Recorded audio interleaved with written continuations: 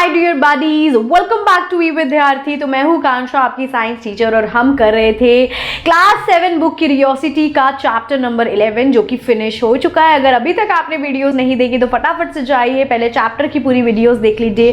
फिर हम करने वाले हैं आज एनसीईआरटी के सॉल्यूशंस यानी कि क्वेश्चन आंसर्स। तो चलिए आइए स्टार्ट करते हैं। चैप्टर का नाम है लाइट, शेडोज एंड रिफ्लेक्शन, जिसमें हमने देखा कि लाइट कैसे रिस्पॉन्सिबल होती है, जो शेडोज और रिफ्लेक्शन आती है वो लाइट की वजह से कैसे आती है, कैसे बनती है, कैसे डेवलप होती है, ठीक है, कौन से वाले मिरर यानी प्लेन मिरर में जो इमेज है वो कैसी बनती है, सारी चीजें हम ऑलरेडी चैप्टर में पढ़ चुके हैं। तो अब फटाफट से क्वेश्चन आंसर्स करेंगे, देखते हैं क्वेश्चन आंसर क्या दिए हुए हैं। सो क्वेश्चन नंबर 1 है, which of the following are luminous objects. अब हमने सबसे पहले ही स्टार्टिंग में ये चीज पढ़ ली थी कि भाई दो तरीके के ऑब्जेक्ट्स इस पूरे संसार में हमें मिल जाएंगे। जो एक कैटेगरी होती है ल्यूमिनस की, जिसकी खुद की शाइन, खुद की जो है चमक होती है, जो खुद जगमग जगमग चमचमाते हैं, वो हो जाते हैं ल्यूमिनस। और जो खुद चमक नहीं सकते, किसी और की लाइट्स की वजह से, किसी और की लाइट खुद पे पड़ने से रिफ्लेक्ट करते हैं और तब हमें चमकते हुए दिखते हैं, तो वो सारे ही ऑब्जेक्ट नॉन ल्यूमिनस में आते हैं। और जो चमकते ही नहीं है वो भी नॉन ल्यूमिनस में आते हैं। तो चलिए आइए देखते हैं यहाँ पर इन सब में से कौन कौन सी चीजें हैं जो ल्यूमिनस में आ रही हैं और नॉन ल्यूमिनस में आ रही हैं। सो अब मार्स क्या है, एक प्लैनेट है, इसकी खुद की रोशनी है? नहीं है, इसकी खुद की रोशनी नहीं है, तो ये हो गया नॉन ल्यूमिनस। जो मून है, क्या इसकी खुद की रोशनी है? नहीं है, इस पर भी सनलाइट जब पड़ती है और तब ये हमें रिफ्लेक्ट होके जो है चमकता हुआ मून नजर आता है। क्या जो पोल स्टार है उसकी खुद की रोशनी है? तो इसकी खुद की रोशनी होती है।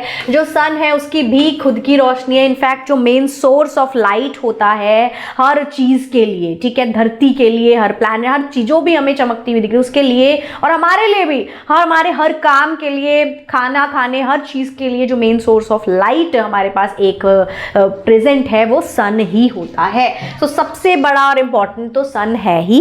ये ल्यूमिनस में आ गए दोनों। अब जो वीनस है, क्या ये ल्यूमिनस है? ये नॉन ल्यूमिनस है, क्योंकि इसकी खुद की शाइन नहीं होती। जो शीशे होते हैं वो भी खुद ब खुद नहीं चमकते, यानी ये भी नॉन ल्यूमिनस हो गए। तो भाई अब ल्यूमिनस ऑब्जेक्ट के अंदर कौन कौन से आ गए? एक सन आ गया और एक आ गया हमारे पास पोल स्टार, यानी ये दो आ गए हमारे पास ल्यूमिनस में। और बाकी जितने भी बचे हुए हैं वो सारे ही क्या है? नॉन ल्यूमिनस है। क्यों है? क्योंकि उनकी खुद की लाइट नहीं होती, ठीक है, बल्कि उन पे वो लाइट जो है दूसरे सोर्सेस से रिफ्लेक्ट होती है, तब वो चीजें हमें नजर आती हैं। अब question number 2, match the following. मेरा फेवरेट पार्ट आ गया, मैचिंग तो मुझे बड़ी पसंद है।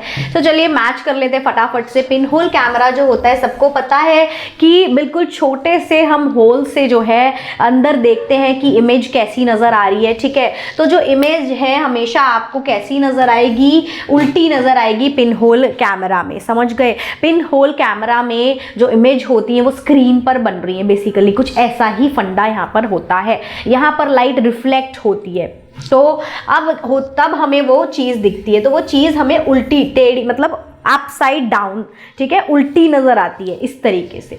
अब चलिए, अब आगे यहाँ पर है ओपेक ऑब्जेक्ट। अपसाइड डाउन का मतलब आप समझ रहे हैं क्या होता है? जैसे ये प्लांट है, ये ऐसे है, ये ऐसे नजर आएगा, ठीक है, अगर हम पिन होल कैमरा में देखेंगे, क्योंकि वहां पे लाइट जो होती है वो रिफ्लेक्ट करती है।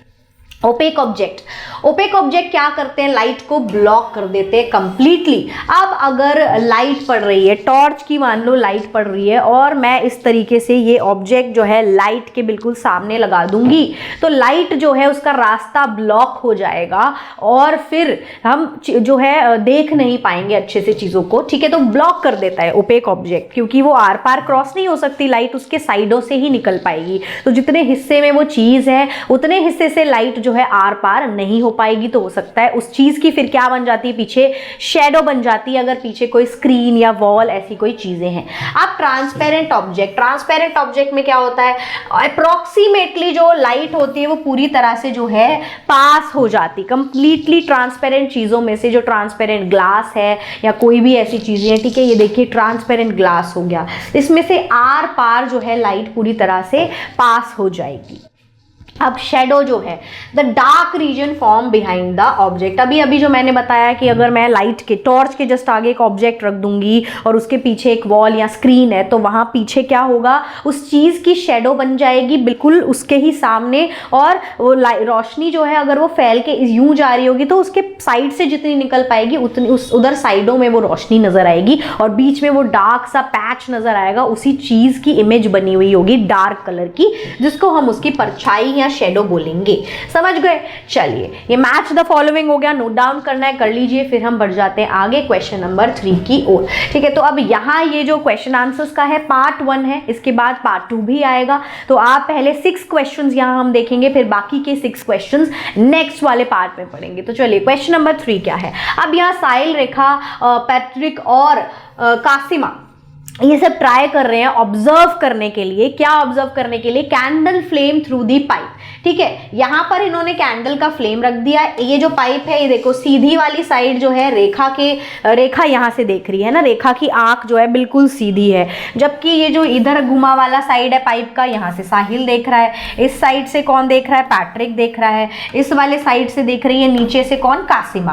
अब आप बताओ कि भैया कौन इनमें से फ्लेम को सही से देख पाएगा? तो रेखा देख पाएगी। रेखा क्यों देख पाएगी? क्योंकि जो लाइट है वो बिल्कुल सीधे पाथवे पे ही ट्रैवल करती है, तो जो फ्लेम की जो लाइट आ रही होगी, जो रोशनी आ रही होगी, वो बिल्कुल सीधे पाथवे पे जाएगी, और रेखा को ये फ्लेम जो है नजर आएगी और बाकियों को नजर नहीं आएगी, क्योंकि बाकी जगह क्या हो रहा होगा, जो पाइप्स हैं वो बेंड हो रहे हैं। ठीक है, वो इधर उधर से बेंड हो रहे हैं, और लाइट बेंड नहीं हो सकती है, वो सिर्फ सीधा पाथ ही फॉलो करती है। ये हो गया उसका आंसर, यानी बाकी के सब जो लोग हैं, साहिल, पैट्रिक, कासिमा, वो नहीं देख पाएंगे फ्लेम को, क्योंकि जो पाइप्स है वहां से, उनके पास जो पाइप है जहां से वो देख रहे हैं वो बेंट है, और जो सीधी वाली है वो सिर्फ रेखा के पास है, इसीलिए वो फ्लेम को देख पाएगी। चलिए, अब इसी के साथ अगर आपको कोई दिक्कत, समस्या, परेशानी आती है तो समाधान क्या है? www.evidyarthi.in पे जाना है, कर लेना है फ्री डाउनलोड, जो चाहिए वो मिल जाएगा। बस आपने अपनी क्लास सब्जेक्ट चुनना है, और जो भी चीजें चाहिए, जैसे कि एमसीक्यू की प्रैक्टिस करना चाहते हैं,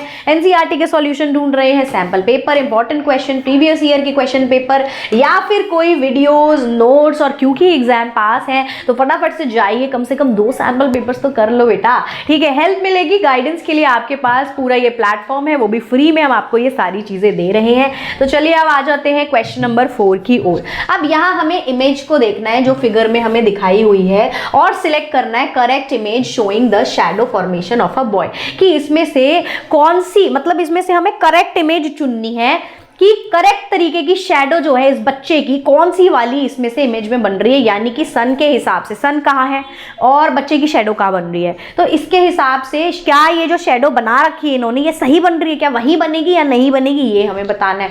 तो देखो, सबसे पहले जो सन है वो इस बच्चे के टॉप में है, तो ये जो शैडो है ये गलत बन रही है, क्योंकि ये आगे बनेगी और थोड़ी छोटी बनेगी, तो ये टेढ़ी नहीं जाएगी।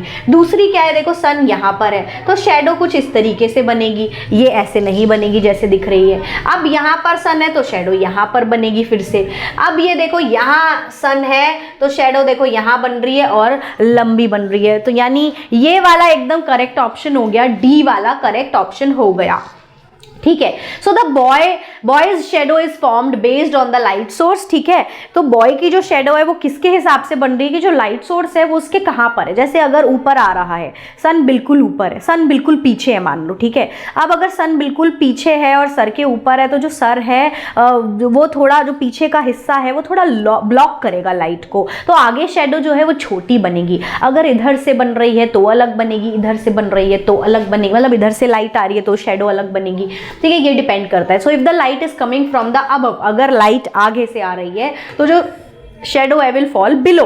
ठीक है, वो शेडो नीचे बनेगी। If the light comes from the side, अगर लाइट साइड से आ रही है तो जो शेडो है वो कहाँ बनेगी, ऑपोजिट डायरेक्शन में बनेगी। यानी कि अगर सन इधर है तो शेडो इधर बनेगी, इस तरफ, सन इधर शेडो इधर, सन इधर शेडो इधर, समझ गए, ऑपोजिट डायरेक्शन में।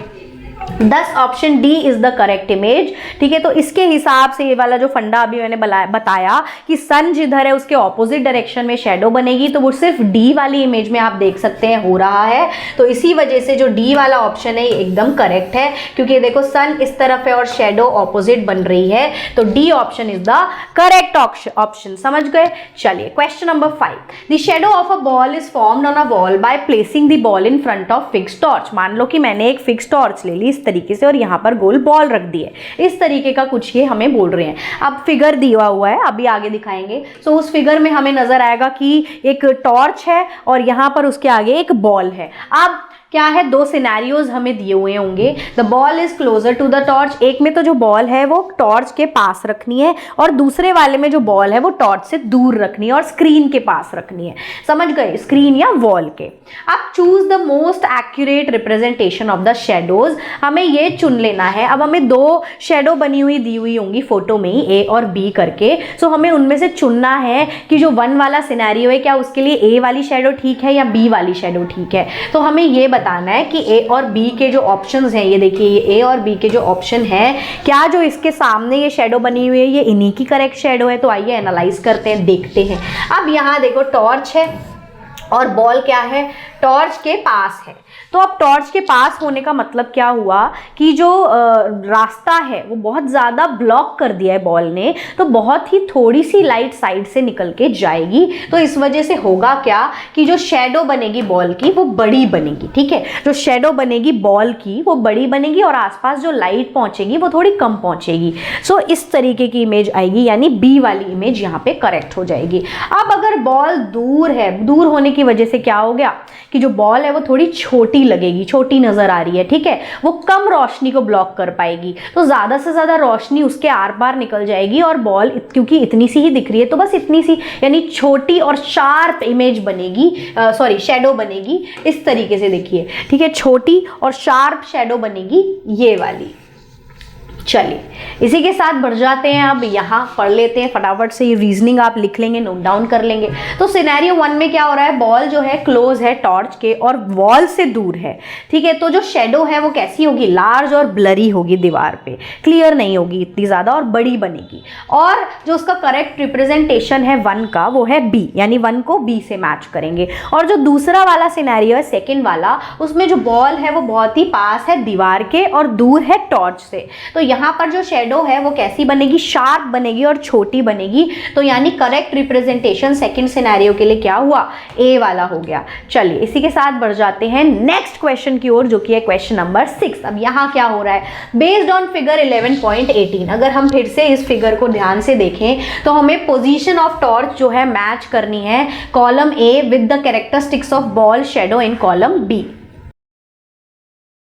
ठीक है, सो ये देखिए यहाँ पर कॉलम ए में कुछ सिनेरियोज दिए हुए हैं, कॉलम बी में कुछ सिनेरियोज दिए हुए हैं। सो अगर मान लो कि जो टॉर्च है, the torch is close to the ball, ठीक है, तब क्या होगा, अगर टॉर्च जो है वो बॉल के क्लोज है, अभी अभी हमने ये सिनेरियो देखा है, तो जो इमेज है वो क्या बनेगी, ओ सॉरी जो इमेज कह रही है, जो शेडो है वो क्या बनेगी, वो बनेगी बड़ी और ब्लरी। ठीक है, बड़ी बनेगी, लार्ज बनेगी और थोड़ी ब्लरी बनेगी। If the torch is far away, अगर जो टॉर्च है वो बॉल से दूर है तो जो शेडो है वो कैसी बनेगी, वो छोटी बनेगी, स्मॉलर बनेगी। ठीक है, अब if the ball is removed from the setup, ball ही नहीं है तो फिर क्या होगा, ब्राइट लाइट हमें बढ़िया सी नजर आएगी चमकती हुई स्क्रीन पे, यानी रोशनी पूरी की पूरी स्क्रीन पे जाएगी, कोई शेडो ही नहीं होगी, बीच में कुछ कालापन ही नहीं होगा, सिर्फ एक ब्राइट लाइट हमें नजर आएगी। अब if two torch are present in the setup on the left side of the ball, अगर बॉल के लेफ्ट साइड में क्या सेट कर दिया है, 2 टॉर्चेस लेनी है, तो क्या होगा, तो 2 शेडो बनेंगी उसकी स्क्रीन पर, बॉल की 2 शेडो बनेंगी। अगर 2 टॉर्च है तो 2 शेडो बनेंगी। समझ गए? चलिए इसी के साथ ये वाली वीडियो हो जाती है यहीं पर एंड। अभी सिर्फ हमने हाफ क्वेश्चन आंसर्स किए हैं, अभी बाकी के भी बचे हैं। तो यानी ये था क्वेश्चन आंसर्स का पार्ट 1। अब हम करेंगे इसके बाद पार्ट 2। आई होप आपको वीडियो अच्छे से समझ आए, क्वेश्चन आंसर्स अच्छे से समझ आए, कोई डाउट बाकी नहीं रह गया। अगर डाउट है तो आप कमेंट बॉक्स में लिख सकते हैं। Thank you so much for watching. अगर आपको ये वीडियोज अच्छी लगती है तो करना क्या है, like, subscribe and share. Bye bye buddies, फिर मिलेंगे अगली वीडियो में।